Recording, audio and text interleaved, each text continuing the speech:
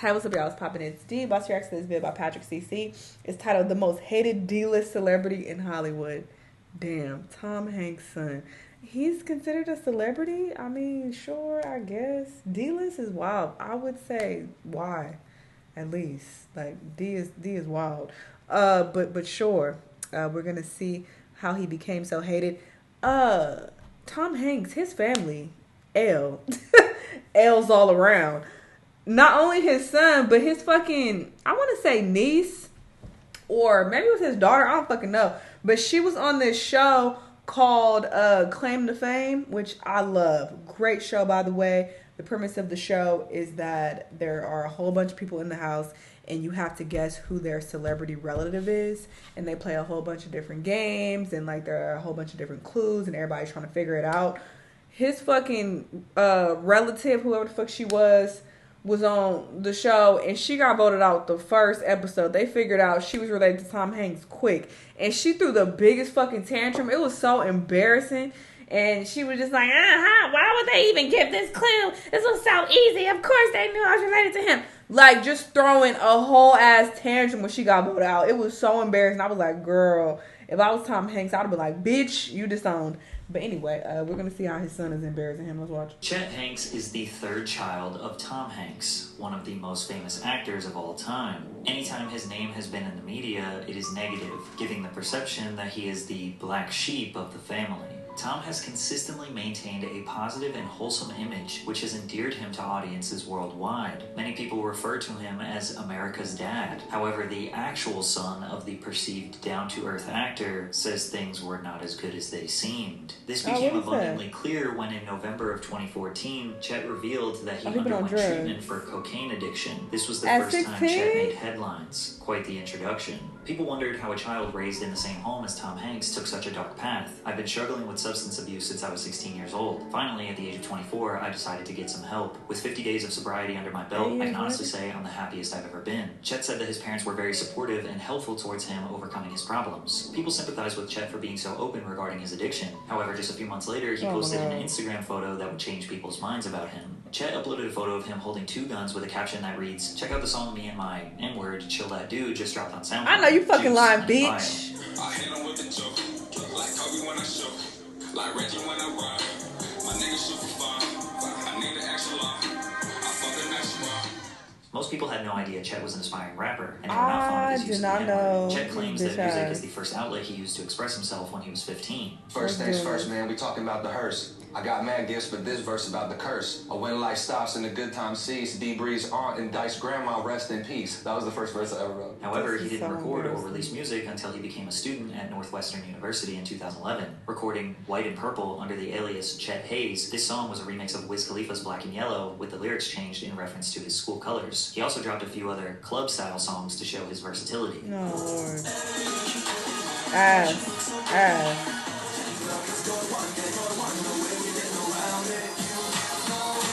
Oh my God.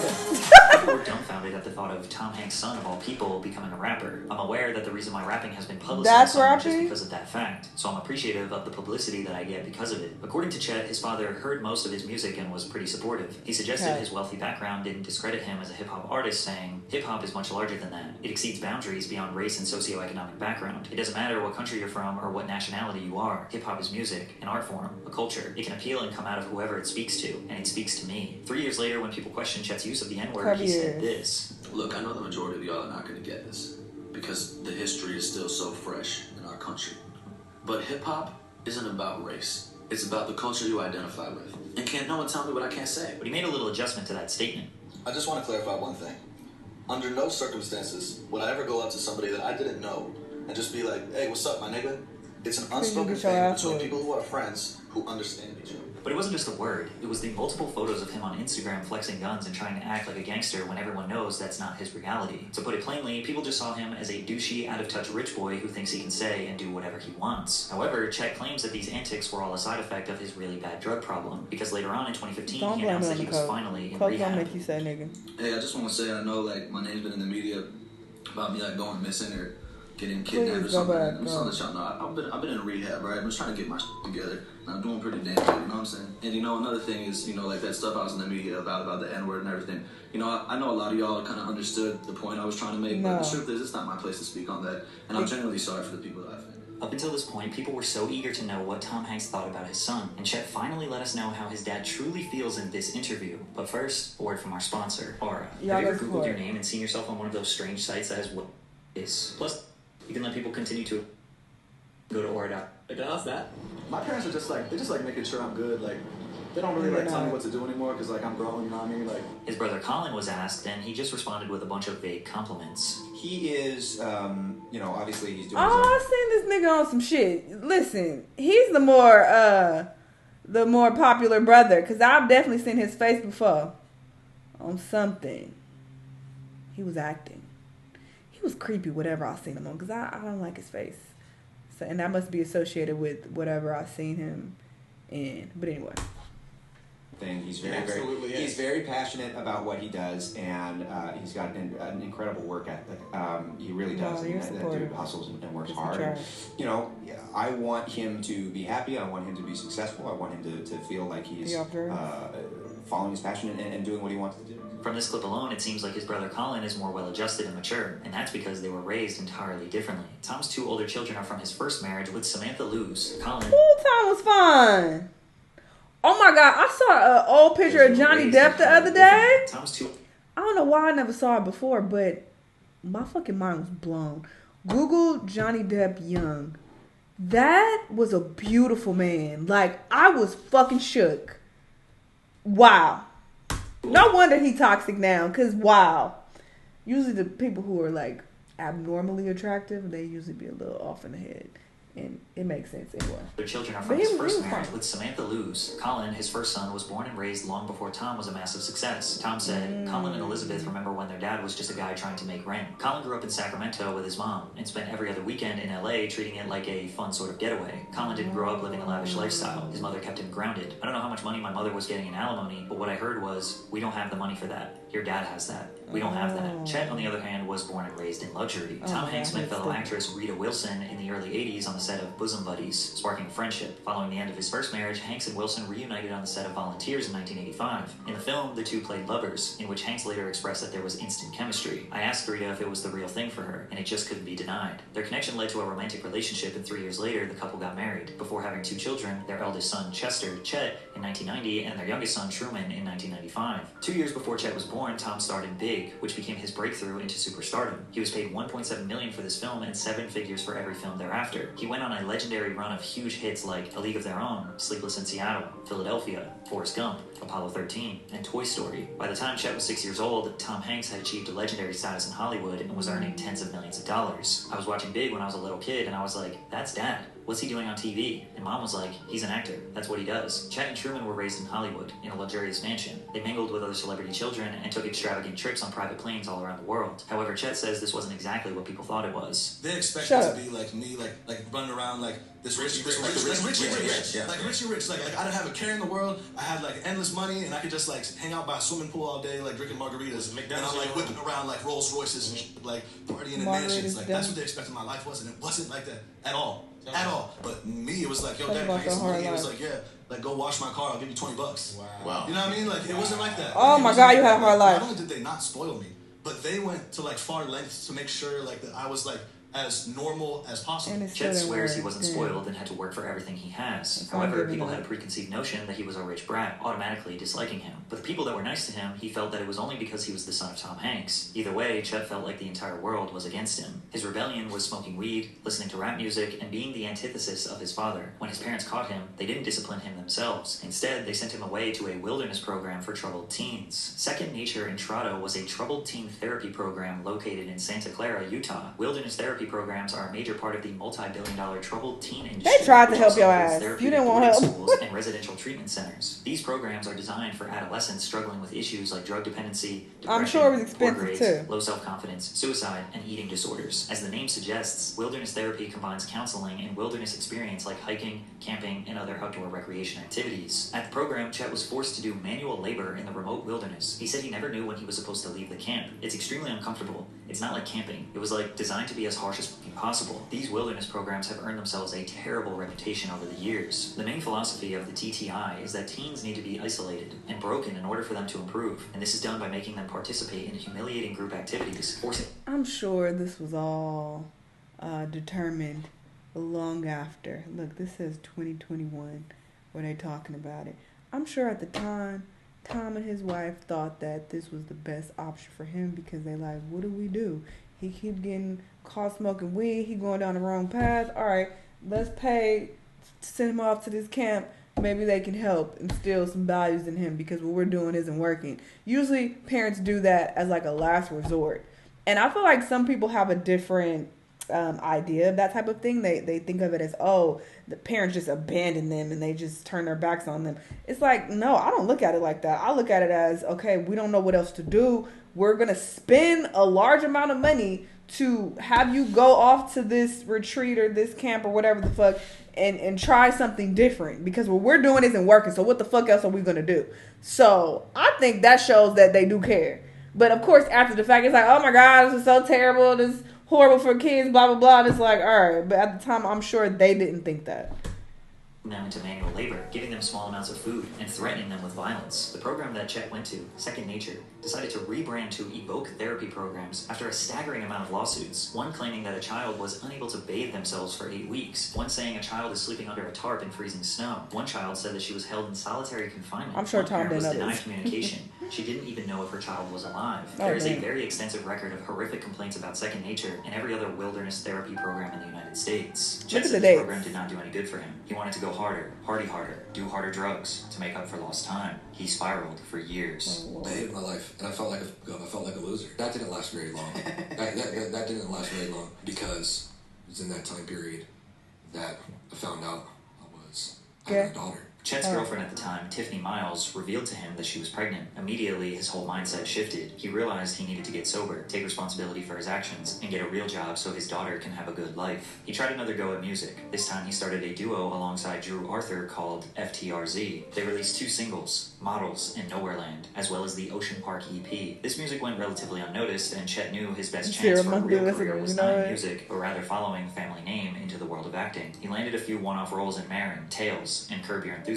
before landing more permanent spots in 2 hit TV shows, Shameless and Empire. Empire provided him with enough money and stability to provide for his family. And believe it or not, Chet is actually a decent actor, must be in his blood. He's particularly exceptional at acting like a Jamaican man, and in 2020, the world got to see his talent. Big up the whole island, massive. It's your boy Chet and I, coming straight from the Golden Globes, you want to say? Big up, tune in. This took place on the red carpet of the 77th Annual Golden Globes, where Tom Hanks was accepting the Cecil B. DeMille Award for his impact on the industry as an actor, acting that damn producer, stupid writer, on the red carpet? Sadly for Hollywood, nobody cared about the awards. Only 2 things were being talked about that night. 1, host Ricky Gervais absolutely roasting the audience for 3 hours straight, and 2, Chet Hanks speaking patois. The internet was on fire. He is so... Oh, I can't stand it. I want to fight him. I want to punch him in his face. How dare you?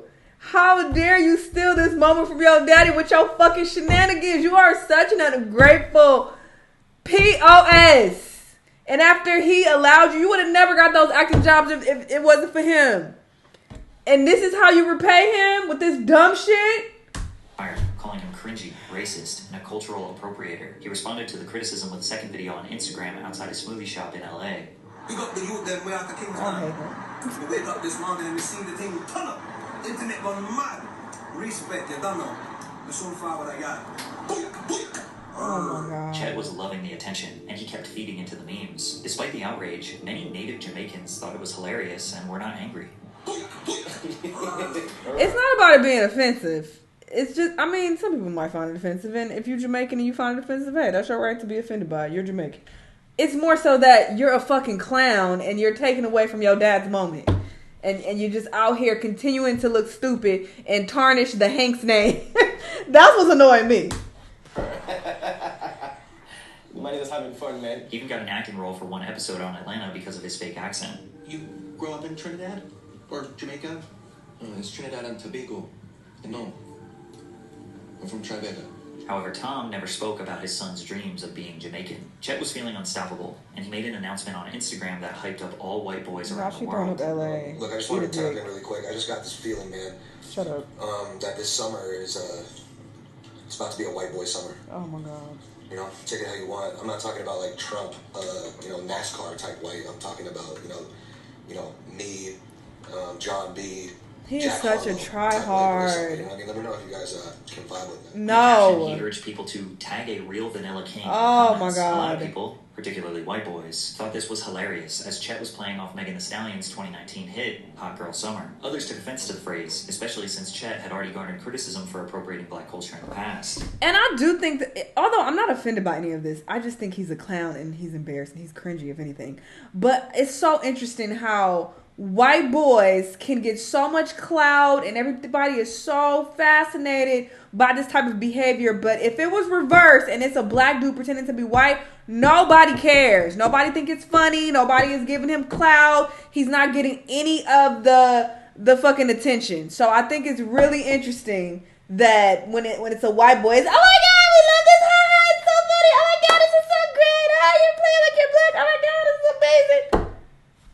Y'all who love this type of shit, y'all are clowns. Because what is there to love about it? I don't think it's funny. Like I said, I'm not offended, but it's also not funny or interesting. It's just like, you just look stupid. Especially because you don't live the life that you're portraying. Like, you don't, where's this accent coming from?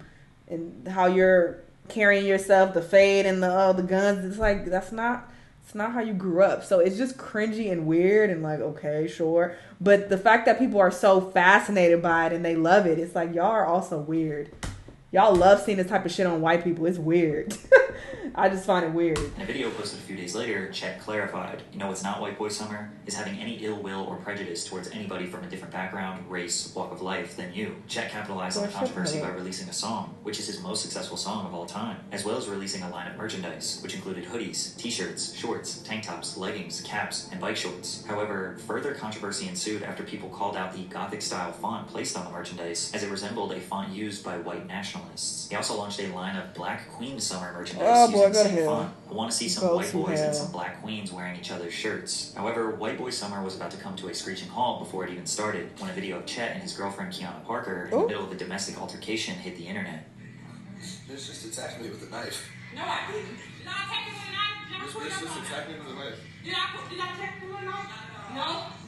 Chet claims that Parker attacked him with a knife, stole his belongings, and charged thousands of dollars on his credit cards. The pair reportedly began seeing one another in March of 2019, but split in January 2021 when Parker got a restraining order against Hanks, alleging that he threw a bottle at her and said no one would believe her because she's, quote, a ghetto black. Hanks denied any abuse and later filed a lawsuit against Parker for assault, battery, and theft. Parker told a different story and claimed that Chet threatened her with a knife when she showed up at his home with movers to collect her things. She also claimed that Chet pushed her and attacked her outside. Chet's attorneys told media outlets her claims are completely false, fabricated, and fictional. Come April of 2021, Parker filed a $1 million lawsuit against Chet. Her lawyers accused Chet of making a mockery of black women in the criminal justice system by proclaiming that it's going to be a white boy summer and a black queen summer, while knowing he mentally and physically abused a black queen. Chet has continued to deny all allegations of abuse, and as of right now, the case is still in process. Kiana even tried to make Tom Hanks a witness, claiming he provided a healer for her, who has not been named. During this whole time, Tom has never spoken about Chet's alleged abuse. As he should. Chet decided to end his white boy summer with a statement about the vaccine. I'm gonna get the vaccine first thing. Psych! Bitch!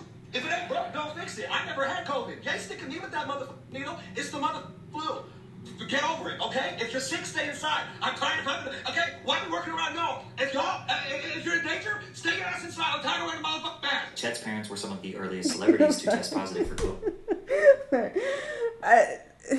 You know what? I'm tired of pausing. Chet himself posted a video to social media about his parents' status after hearing the news. Tom and Rita would go on to donate their blood to help with treatment-focused research. Despite this, while Chet he's saying all of that, many people want to know what Tom Hanks thinks of his son, but we honestly don't know. Tom has basically never spoken about his son in a public forum. A Man Called Otto is his newest film where his other son Truman was chosen for the lead role. The most recent video of Chet and Tom is at this Dodgers game singing "Take Me Out to the Ball Game." Chet says that his dad loves and supports him. Most people who say that Tom is a embarrassed by Chet are just guessing. It's actually Tom's silence that draws him criticism. He has been sort of the innocent, nice guy his whole career. His lack of controversy I'm embarrassed for and Tom, always whether he positive embarrassed or attitude not. makes people think that he is secretly hiding something. More specifically, conspiracy theorists think he is a part of the QAnon global child sex trafficking ring. They point to Tom's Instagram, where he often posts photos of people's gloves, children's socks, shoes, and pacifiers. They say Tom is hiding in plain sight, leaving a trace of evidence for his crimes. Plus, he has the comments disabled, making it look even more suspicious. Chet has actually addressed this on the Impulsive podcast. Like, this is